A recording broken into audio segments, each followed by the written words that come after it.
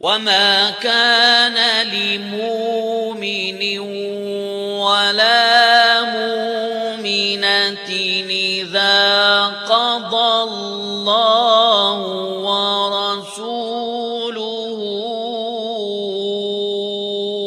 أمرا أن تكون لهم الخيرة من أمرهم ومن يعص الله ورسوله فقد ضل ضلالا مبينا.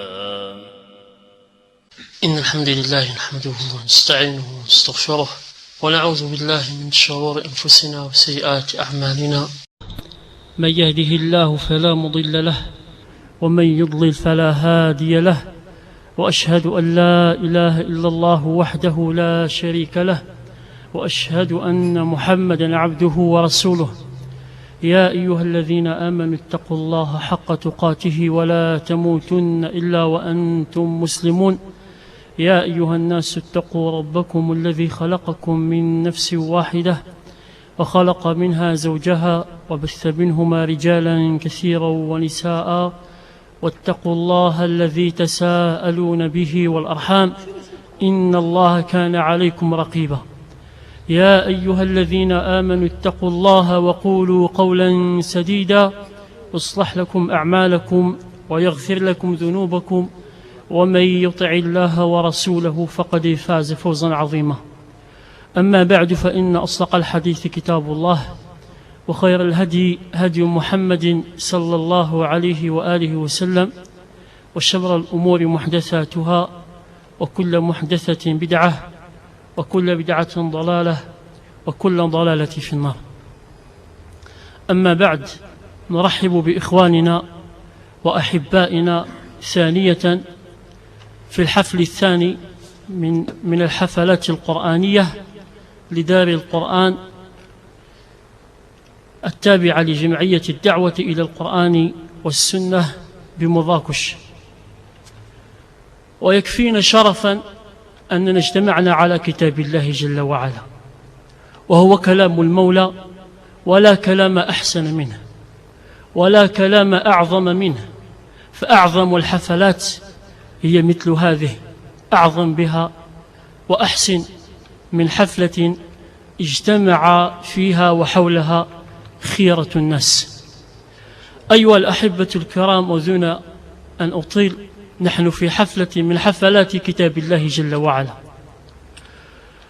وسوف يتلى بين أيدينا بإذن الله تعالى كلام الله، وبالتالي ما دام الكلام عظيما وهو كلام الله فينبغي التأدب مع كلام الله بما أوجب الله جل وعلا.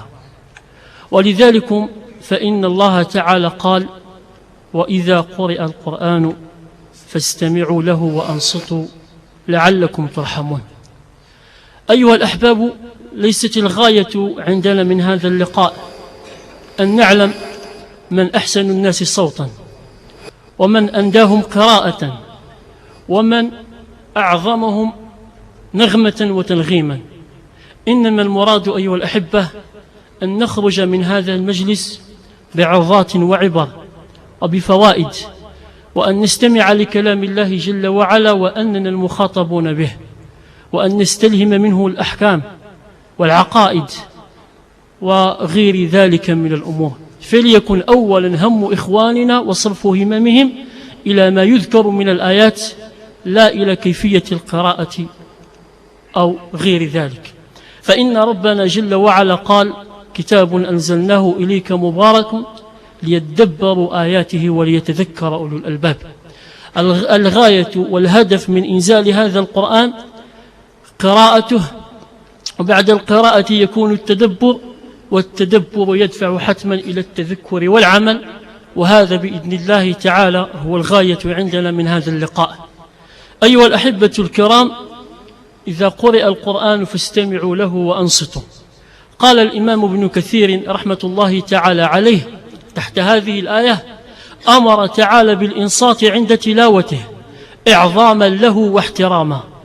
أمر تعالى بالإنصات عند تلاوته إعظاما له واحتراما، لا كما كان يعتمده كفار قريش المشركون في قولهم لا تسمعوا لهذا القرآن والغوا فيه لعلكم تغلبون. قال الإمام السعدي: هذا الأمر أي في الآية عام في كل من سمع كتاب الله يتلى، فإنه مأمور بالاستماع له والإنصات. والفرق بين الاستماع والإنصات أن الإنصات في الظاهر بترك التحدث أو الاشتغال بما يشغل عن استماعه، أن الإنصات في الظاهر بترك التحدث أو الاشتغال بما يشغل عن استماعه، وأما الاستماع له فهو أن يلقي سمعه ويحضر قلبه ويتدبر ما يستمع. فإن من لازم على هذين الأمرين أي الاستماع والإنصات حين يتلى كتاب الله فإنه ينال خيرا كثيرا وعلما غزيرا وإيمانا مستمرا متجددا وهدى متزايدا وبصيرة في دينه. ولهذا رتب الله حصول الرحمة عليهما، فدل ذلك على أن من تلي عليه الكتاب فلم يستمع له وينصت أنه محروم الحظ من الرحمة، قد فاته خير كثير. وقال الإمام ابن القيم رحمة الله تعالى عليه في كتاب الفوائد قاعدة جليلة: إذا أردت الانتفاع بالقرآن، ونحن ما جلسنا كما ذكرت في هذا المجلس إلا لننتفع بالقرآن، إذا أردت الانتفاع بالقرآن فاجمع قلبك عند تلاوته وسماعه، وألق سمعك واحضر حضور من يخاطبه به، من تكلم به سبحانه منه إليه. إذا ما خطبت بالقرآن فاجعل نفسك وكأنك تستمع الكلام منه جل وعلا مباشرة، وأن الأوامر فيه والنواهي والزواجر وغير ذلك منه إليك مباشرة، فإنه خطاب منه لك على لسان رسوله صلى الله عليه وسلم. قال تعالى: إن في ذلك لذكرى لمن كان له قلب أو ألقى السمع وهو شهيد. هذا الحفل المبارك بإذن الله تعالى وقد بورك بكلام الله جل وعلا تكون فيه بإذن الله قراءات مباركات، وكذلك إن شاء الله تعالى تكون فيه عبر وعظات، ثم لطائف وطرائف، وكذلك تكون فيه أسئلة تثقيفية مع جوائز رمزية، ثم إن شاء الله جل وعلا يكون هناك إنشاد قصيدة بعنوان يا حامل القرآن. إذن نفتتح هذا الحفل البهيج بقراءة مباركة لأخينا عبد الفتاح الكماع، فليتفضل مشكورا. إخوة الله يجزيكم بخير، اللي عنده شيء محمول يطفيه باش ما يشوش على الآلات.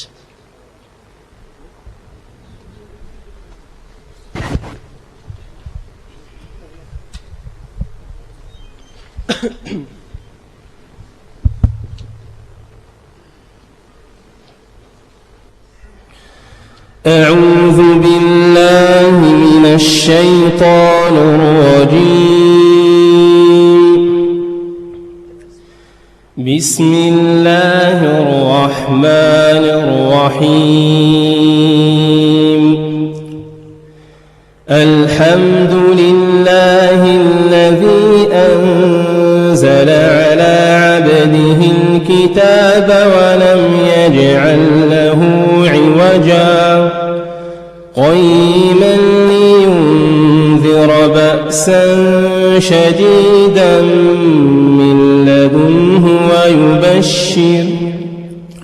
ويبشر المؤمنين الذين يعملون الصالحات أن لهم أجرا حسنا ماكثين فيه أبدا وينذر الذين قالوا اتخذ الله ولدا ما لهم به من علم ولا لآبائهم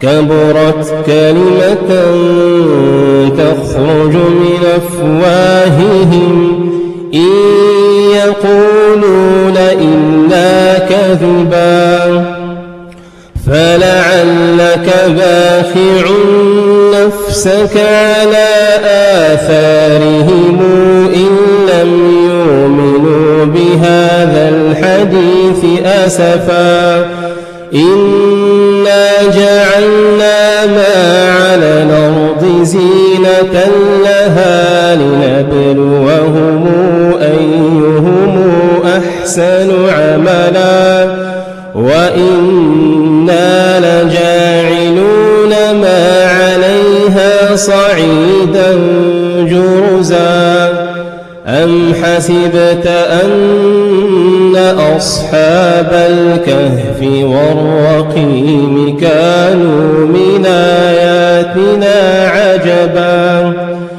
إذا والفتية إلى الكهف فقالوا ربنا آتنا من لدنك رحمة وهيئ لنا من أمرنا رشدا فضربنا على آذانهم في الكهف سنين عددا ثم بعثناهم لنعلم أي الحزبين أحصى لما لبثوا أمدا نحن نقص عليك نبأهم بالحق إنهم فتية آمنوا بربهم وزدناهم هدى وربطنا على قلوبهم إذ قاموا فقالوا ربنا رب السماوات والأرض لن ندعو من دونه إلها لقد قلنا إذا شططا هؤلاء قومنا اتخذوا من دونه آلهة لولا يأتون عليهم بسلطان بين فمن أظلم ممن افترى على الله كذبا وإذ اعتزلتموهم وما يعبدون إلا الله فاووا إلى الكهف ينشر لكم ربكم من رحمته ويهيئ لكم من أمركم مرفقا وترى الشمس إذا طلعت تزاور عن كهفهم ذات اليمين وإذا غربت تقرضهم ذات الشمال وهم في فجوة منه ذلك من آيات الله من يهد الله فهو المهتد ومن يضلل فلن تجد له وليا مرشدا وتحسبهم أيقاظا وهم رقود ونقلبهم ذات اليمين وذات الشمال وكلبهم باسط ذراعيه بالوصيد لو اطلعت عليهم لوليت منهم فرارا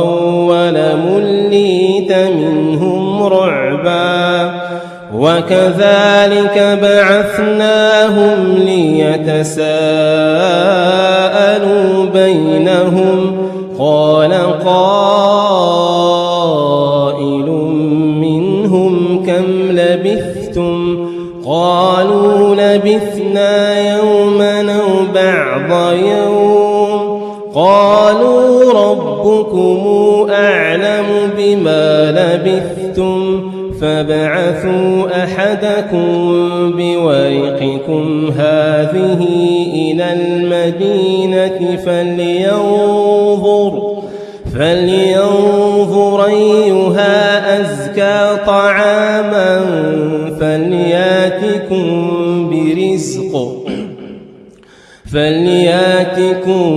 برزق منه وليتلطف ولا يشعرن بكم أحدا إنهم إن يظهروا عليكم يرجموكم أو يعيدوكم في ملتهم ولن تفلحوا إذا أبدا وكذلك أعثرنا عليهم ليعلموا أن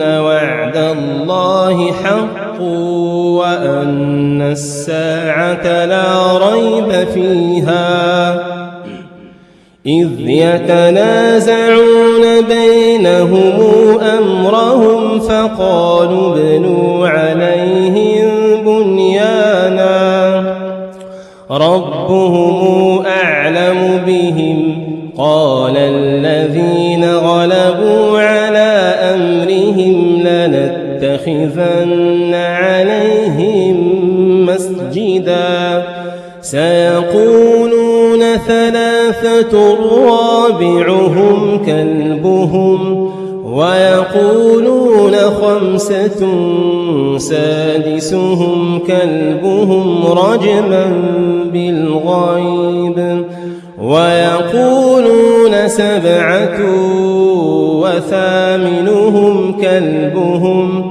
قل ربي أعلم بعدتهم ما يعلمهم إلا قليل فلا تمار فيهم إلا مراء ظاهرا ولا تستفت فيهم منهم أحدا ولا تقولن لشيء إني فاعل ذلك غدا إلا أن يشاء الله واذكر ربك إذا نسيت وقل عسى أن يهديني ربي لأقرب من هذا رشدا ولبثوا في كهفهم 300 سنين وازدادوا 9 قل الله أعلم بما لبثوا له غيب السماوات والأرض أبصر به وأسمع ما لهم من دونه من ولي ولا يشرك في حكمه أحدا. جزا الله أخانا عبد الفتاح الكماع على هذه التلاوة المباركة،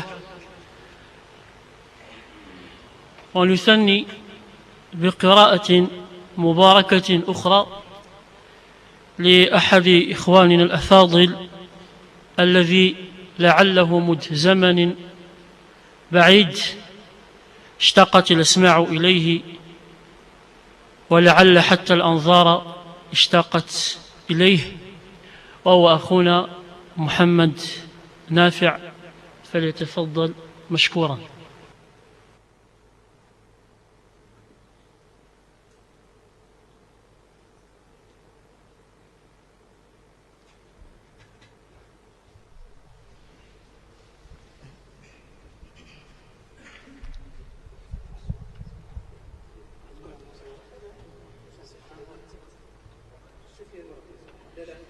أعوذ بالله من الشيطان الرجيم.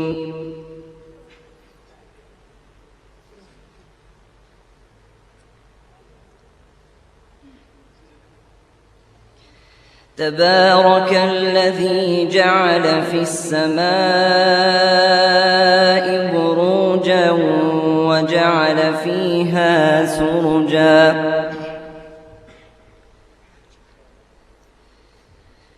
وجعل فيها سرجا وقمرا منيرا وهو الذي جعل الليل والنهار خلفة لمن أراد أن يذكر أو أراد شكورا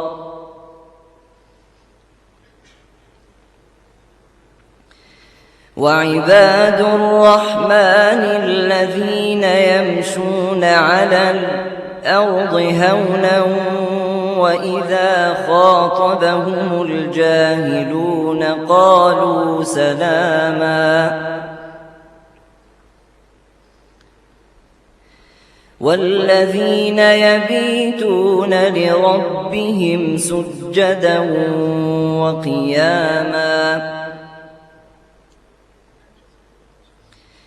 والذين يقولون ربنا اصرف عنا عذاب جهنم إن عذابها كان غراما إنها ساءت مستقرا ومقاما والذين إذا أنفقوا لم يسرفوا ولم يقتروا وكان بين ذلك قواما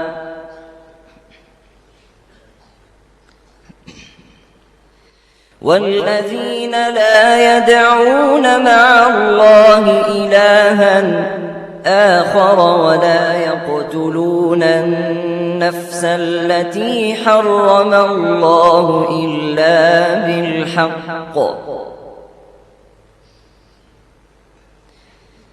ولا يقتلون النفس التي حرم الله إلا بالحق ولا يزنون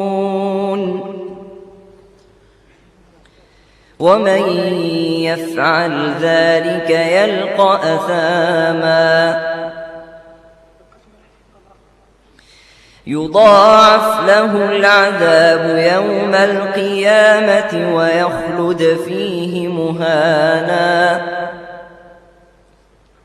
إلا من تاب وآمن وعمل عملا صالحا فأولئك يبدل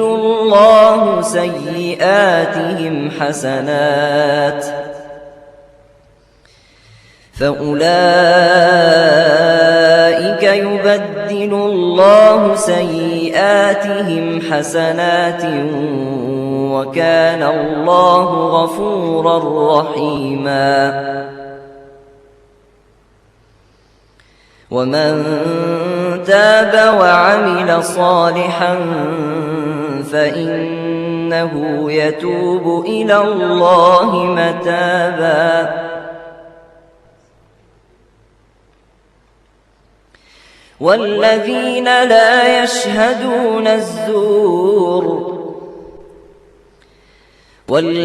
لا يشهدون الزور وإذا مروا باللغو مروا كراما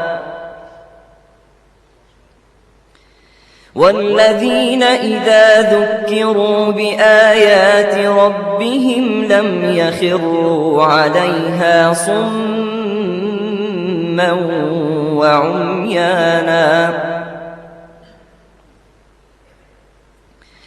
والذين يقولون ربنا هب لنا من أزواجنا وذريتنا قرة أعين واجعلنا للمتقين إماما أولئك يجزون الغرفة بما صبروا ويلقون فيها تحية وسلاما خالدين فيها حسنت مستقرا ومقاما قل ما يعبأ بكم ربي لولا دعاؤكم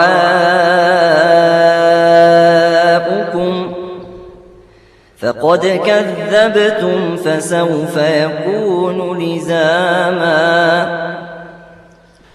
جزا الله أخانا محمد نافع على هذه القراءة المباركة. وأقول أيها الأحباب فيما قرأ أخونا من سورة الفرقان صفات عباد الله جل وعلا، ولعلكم ألقيتم السمع لهذه الصفات وتمعنتم فيها جليا، فكلها آداب مع الله جل وعلا، آداب في المشي وآداب في الكلام وآداب في أو مع الأموال وغير ذلك من الآداب. فمما جاء في هذه الآيات قول الباري جل وعلا والذين لا يشهدون الزور، والذين لا يشهدون الزور. ومعناها أيها الأحبة الزور هو كل قول وكل عمل نهى الله تعالى عنه أو نهى عنه النبي صلى الله عليه وآله وسلم.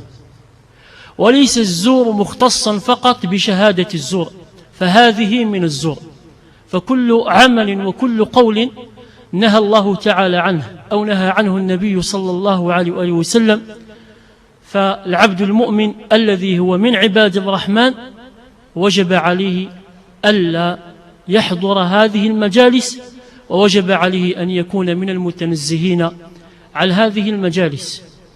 لا يشهد هذه المجالس، فكيف أن يكون هو الذي تقول بالزور أو هو الذي عمل الزور؟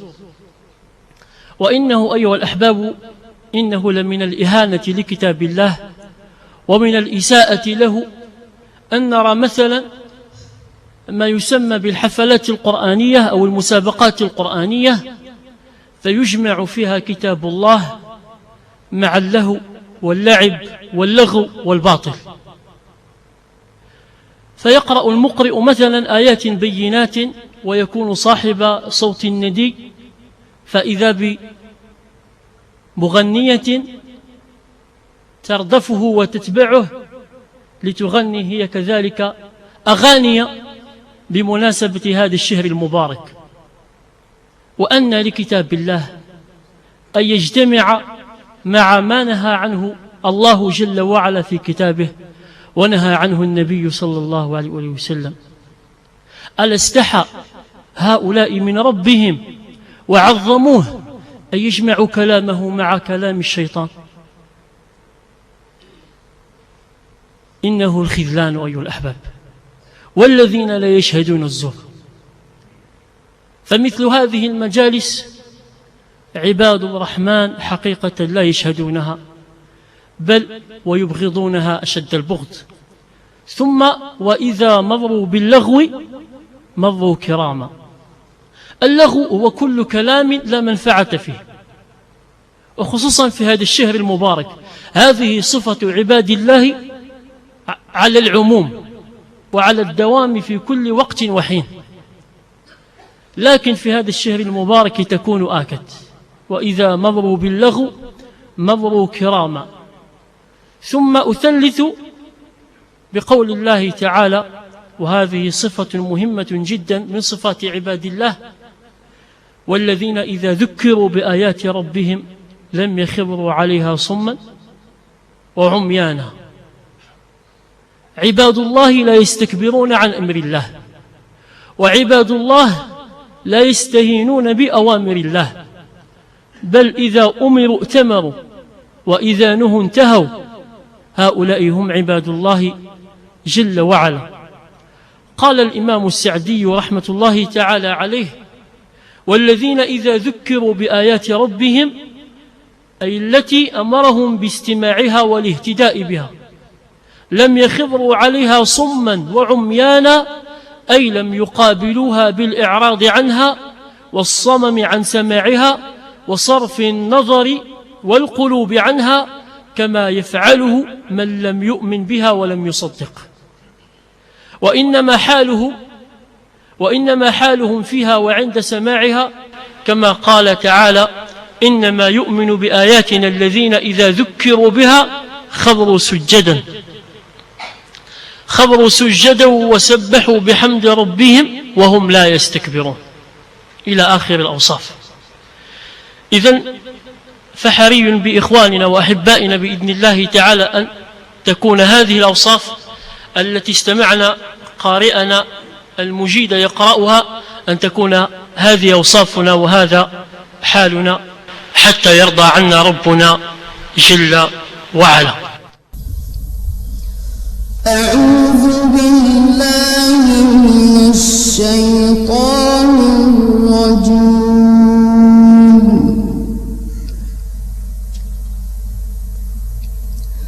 وأنا منا المسلمون ومنا القاسطون،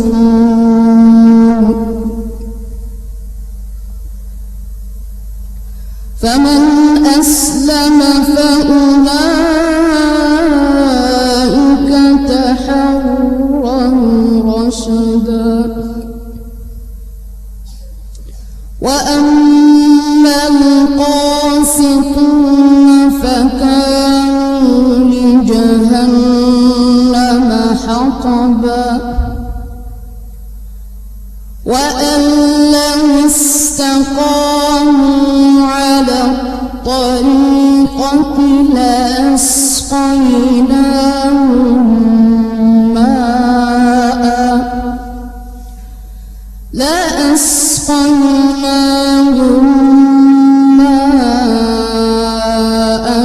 غدقا لنفتنهم فيه،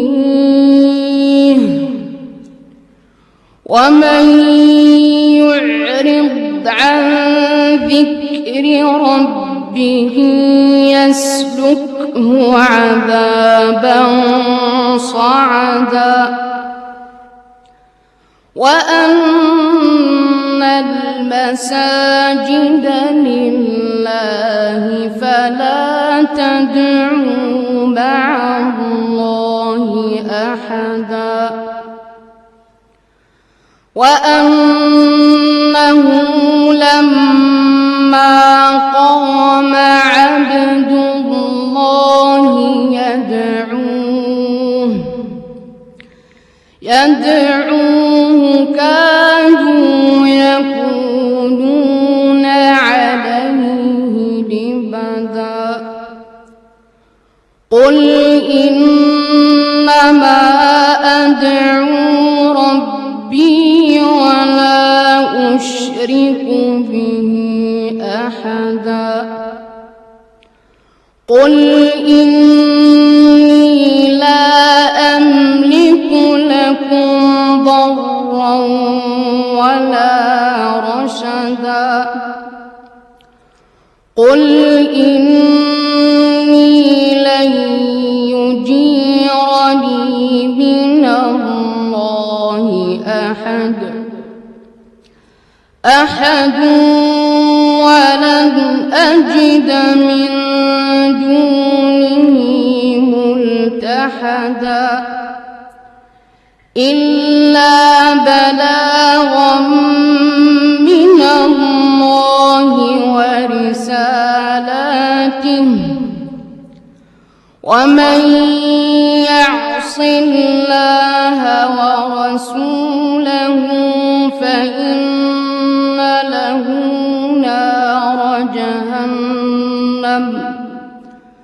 فإن له نار جهنم خالدين فيها أبدا حتى إذا رأوا ما يوعدون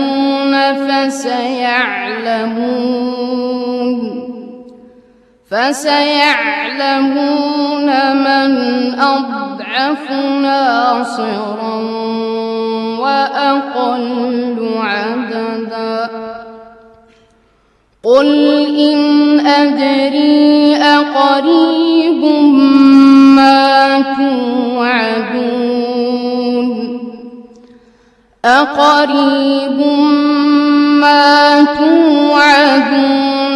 أم يجعل له ربي أمدا عالم الغيب فلا يظهر على غيبه أحدا إلا من ارتضى من رسول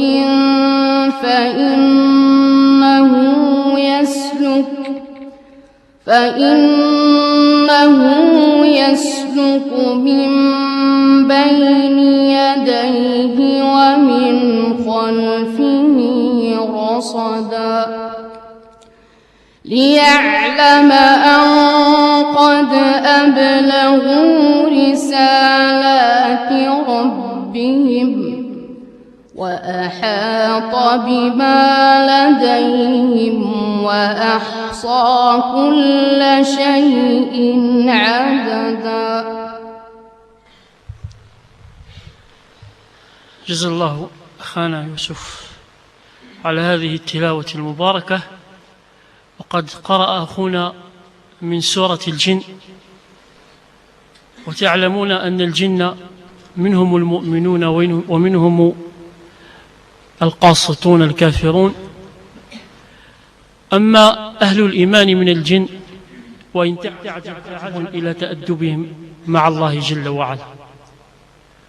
وكيف استجابوا لله لما سمعوا كتابه، ثم لما آمنوا بالله تعالى فإنهم أحسنوا الخطاب معه،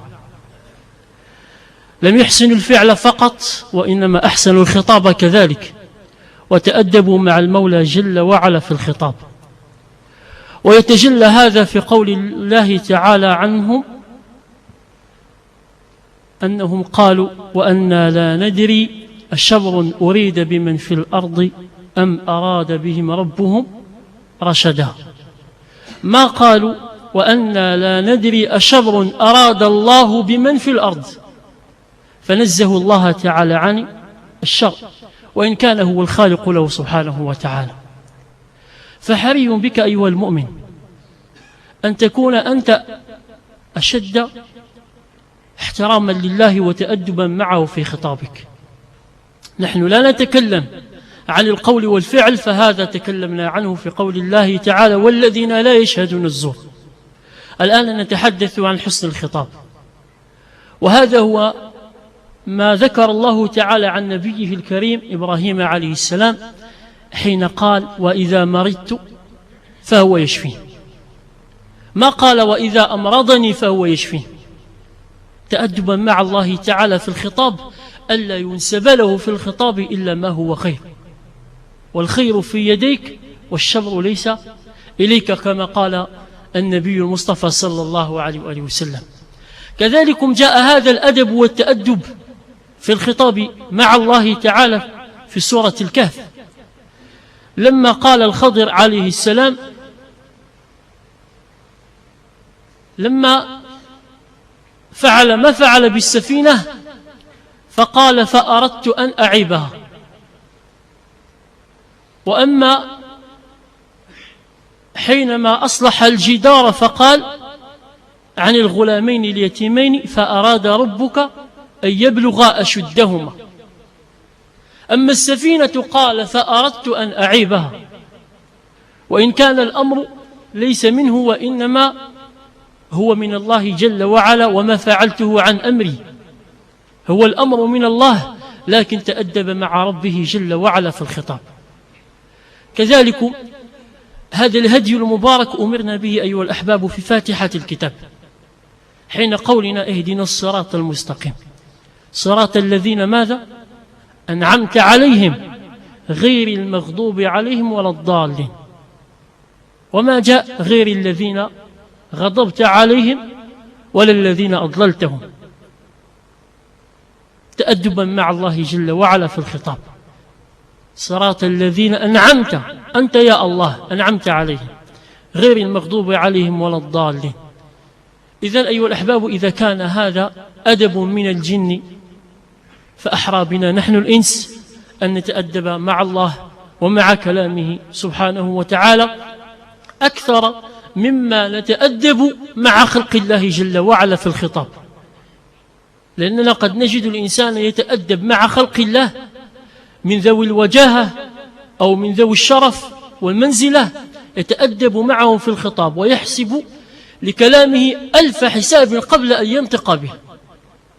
فأحرى وأولى ربنا جل وعلا ولا مجال للمقارنة. أيها الأحباب، نزيدكم سماعا لكتاب الله جل وعلا، فمع أخينا جمال الكريد فليتفضل مشكورا.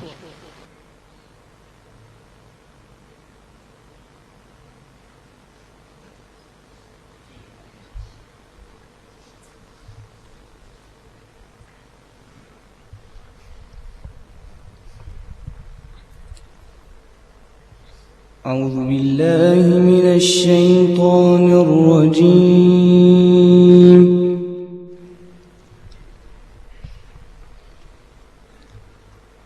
وإن كنتم على سفر ولم تجدوا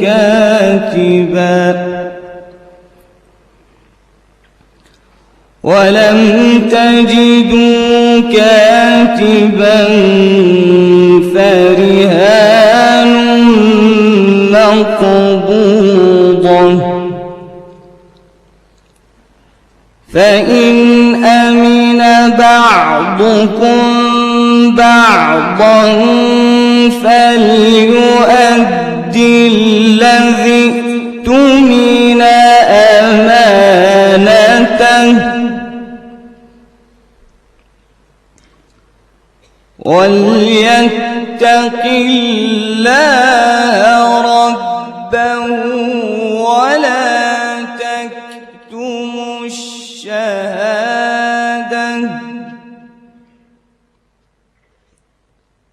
ومن يكتمها فإنه آثم قلبه والله بما تعملون عليم.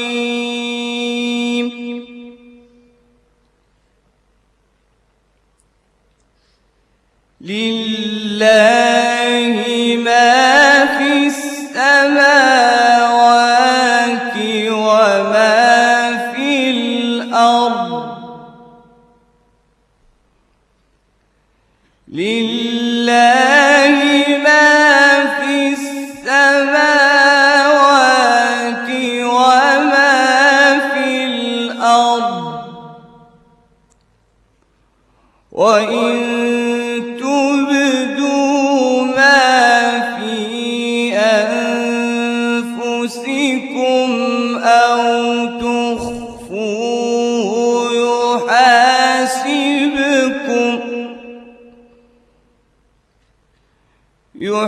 يحاسبكم به الله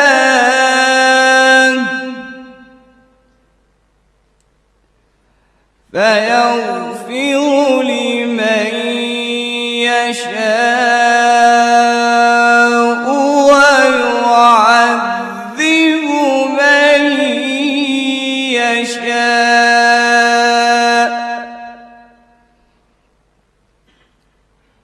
والله على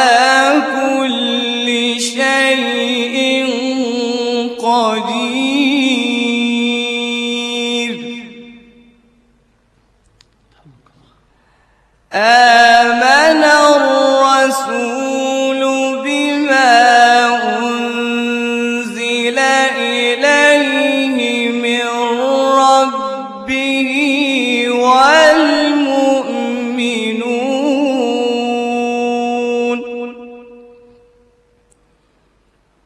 كل آمن بالله وملائكته وكتبه ورسله لا نفرق بين أحد من رسله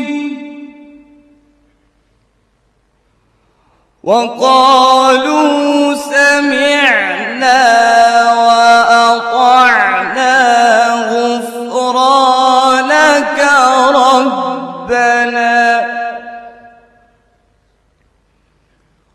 وقالوا سمعنا وأطعنا غفرانك ربنا وإليك المصير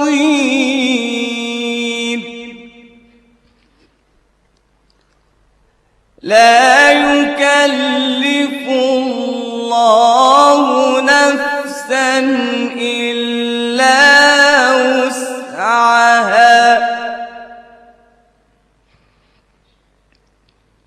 لها ما كسبت وعليها ما اكتسبت ربنا لا تؤاخذنا إن نسينا أو أخطأنا ربنا ولا تحمل علينا إصرا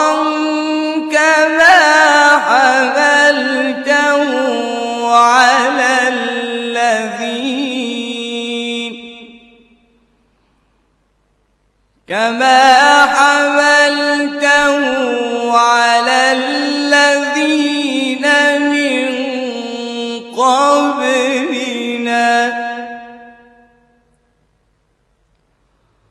ربنا ولا تحملنا ما لا طاقة لنا به ربنا ولا تحملنا ما لا طاقة لنا به واعف عنا واغفر لنا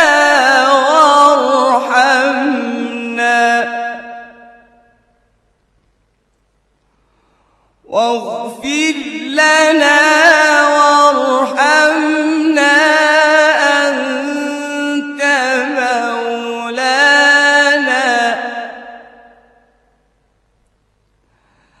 أنت مولانا فانصرنا على القوم الكافرين.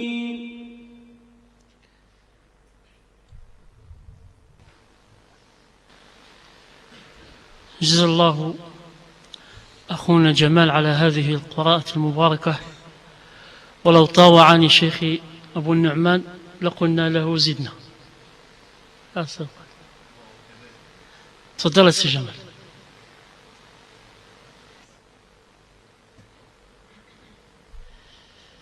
لا إله.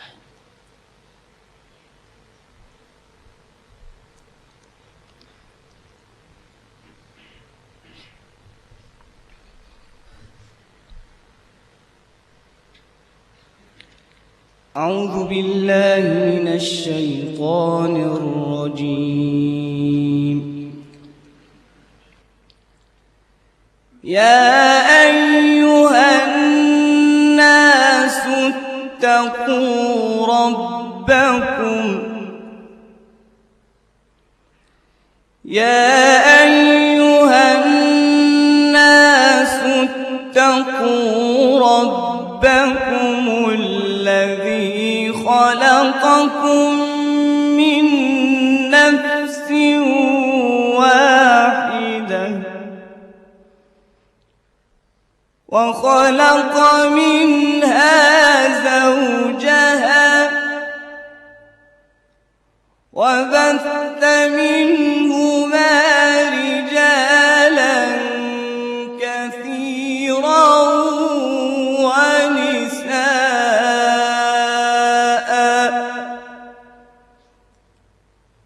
واتقوا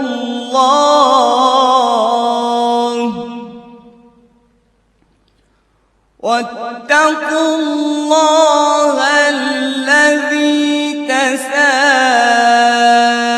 تساءلون به والأرحام إن الله كان عليكم رقيبا. وآتوا اليتامى أموالهم ولا تتبدلوا الخبيث بالطيب ولا تأكلوا أموالهم إلى أموالكم إنه كان حوبا كبيرا. وإن خفتم ألا تقسطوا في اليتامى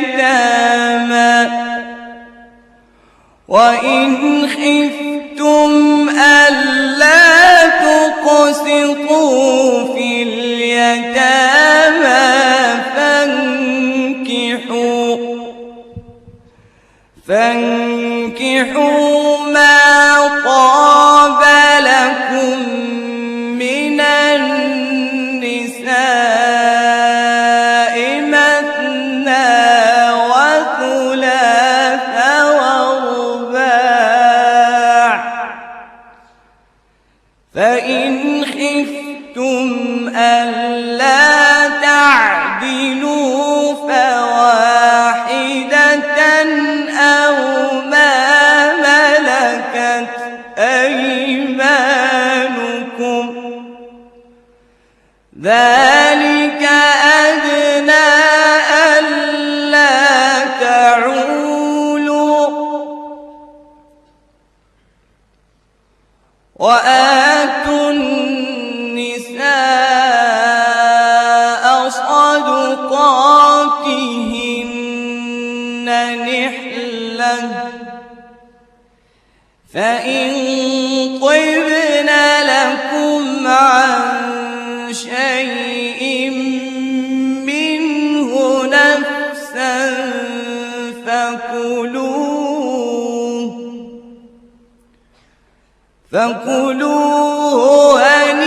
هنيئا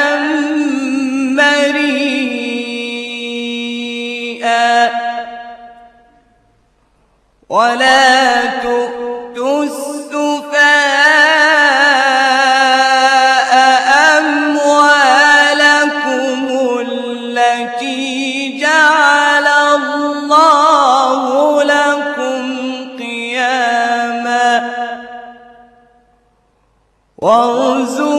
وارزقوهم فيها واكسوهم وقولوا لهم قولا معروفا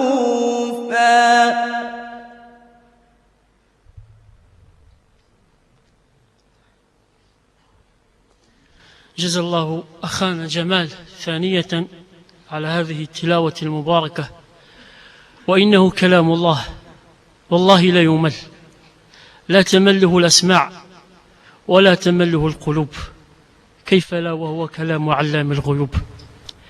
يقول الإمام الزركشي في كتابه البرهان: الحمد لله الذي نور بكتابه القلوب وأنزله في أوجز لفظ وأعجز أسلوب، فأعيت بلاغته البلغاء وأعجزت حكمته الحكماء وأبكمت فصاحته الخطباء، إلى أن قال: أما بعد، فإن أولى ما أعملت فيه الجوارح أما بعد فإن أولى ما أعملت فيه القرائح وعلقت به الأفكار اللواقح الفحص عن أسرار التنزيل والكشف عن حقائق التأويل الذي تقوم به المعالم وتثبت به الدعائم، فهو العصمة الواقية والنعمة الباقية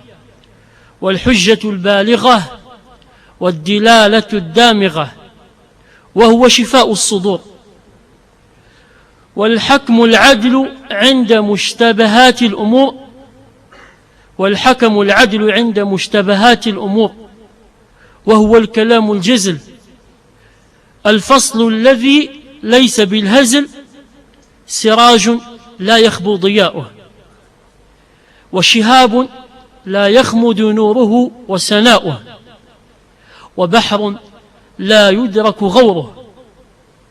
بهرت بلاغته العقول وظهرت فصاحته على كل مقول، وتضافر إيجازه وإعجازه، وتظاهرت حقيقته ومجازه، وتقارن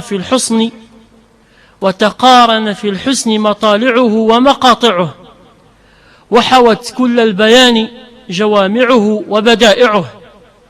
قد أحكم الحكيم صيغته ومبناه، وقسم لفظه ومعناه إلى ما ينشط السامع ويقبرط المسامع من تجنيس أنيس وتطبيق لبيق وتشبيه نبيه وتقسيم وسيم وتفصيل أصيل وتبليغ بليغ، إنه كتاب وكلام رب العالمين. أيها الأحبة، ننتقل إلى أسئلة ثقافية ترفيهية، ولا نخرج عن كتاب الله، بل نجعل الأسئلة عن كتاب الله وحوله. السؤال الأول، والجواب يكون برفع الأيدي، ومن أجاب بالكلام لا يقبل جوابه، ومن أذن له بالكلام فليتقدم لأخذ مكبر الصوت حتى نسمع جوابه تمام السمع. السؤال سهل يسير. سورة ابتدأت بالتسبيح وانتهت بالتسبيح، ما هي؟ سورة من سور كلام الله جل وعلا ابتدأت بالتسبيح وانتهت بالتسبيح. تفضل.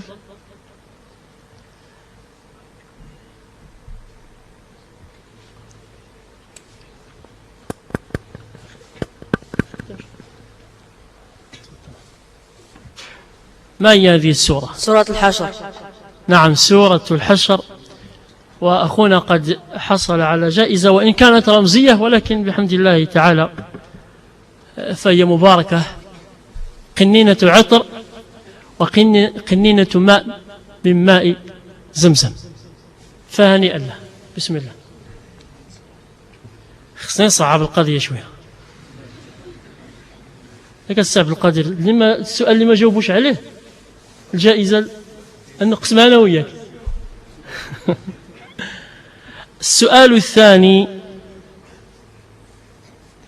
ما هي الآية الوحيدة في القرآن التي بدأت بحرف الدال؟ آية وحيدة فقط في القرآن بدأت بحرف الدال. زيد وليدي نسمع.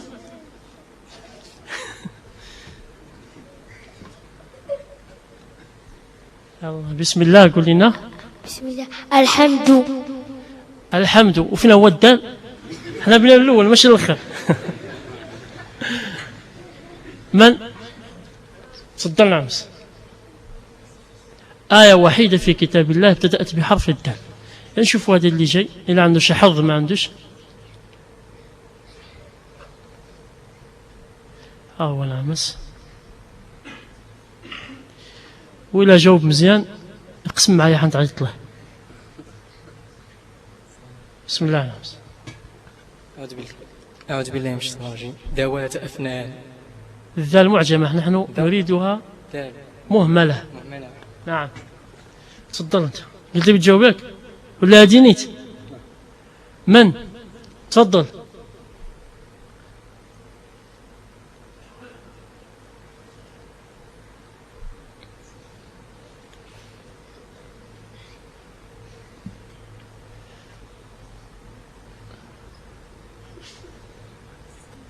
عليه السلام. تفضل. دحورا ولهم عذاب واصب. ما عندي ما نساك. جزاك الله خيرا. هاك ما بتيومش صافي. جزاك الله خيرا. بسم الله. فيما يخص واحد التنبيه الإخوة الآن راه مجتمعين معنا اللي نديناه وشاهدنا بلا ما يعاود يسلم، لأن الآن في مجلس واحد وقد التقينا، والسلام إنما يكون عند أول لقاء أو عند المفارقة. هذا السبب قدير. الله يجزيكم بخير. السؤال الثالث: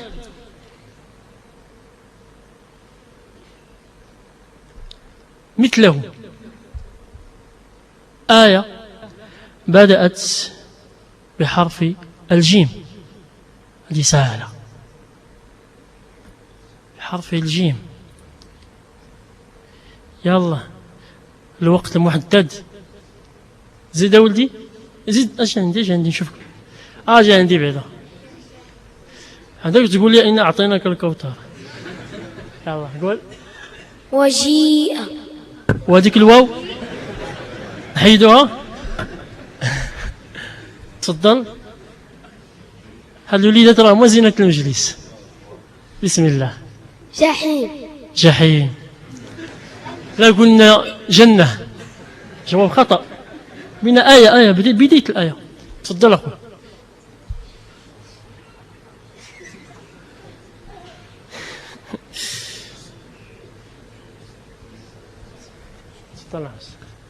جعل الله الكعبة البيت الحرام قياما للناس. أحسنت. جعل الله الكعبة البيت الحرام قياما للناس. بتيوم بجوج ولا وحدة ولا؟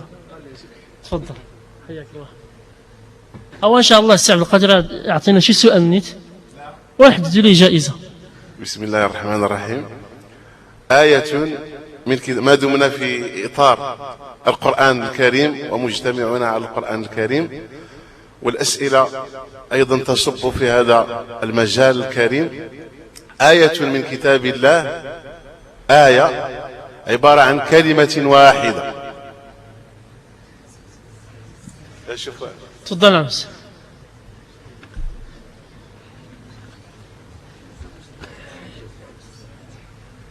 تفضل.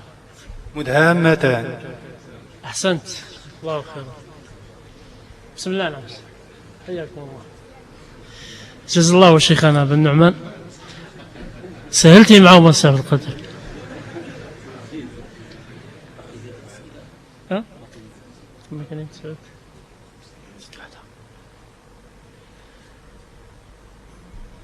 سؤال كذلك ونعطيه شي لغز. سؤال سيدي. يلا بسم الله. آية من كتاب الله جل وعلا، سهلة القضية، جمعت أمران ونهيان وبشارتان. أمران ونهيان وبشارتان. انت تفضل أخوة. وبين لنا أين الأمران وأين النهيان وأين البشارتان.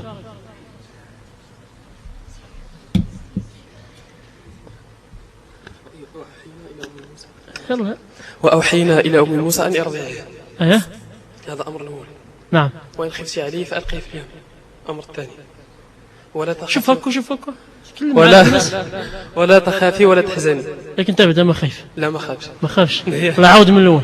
وأوحينا إلى أم موسى أيه؟ أن يرضعيه. هذا الأمر الأول. نعم. وإن خفت عليه فألقيه. فإذا خفت عليه فألقيه في اليم. الأمر الثاني. أيه؟ لا ولا تخافي ولا تحزني. نهيان. نعم. إن ردوه إليك وجاعل من المرسلين. إيوا ديك جلب بشرة. جزاك الله خيرا. بسم الله.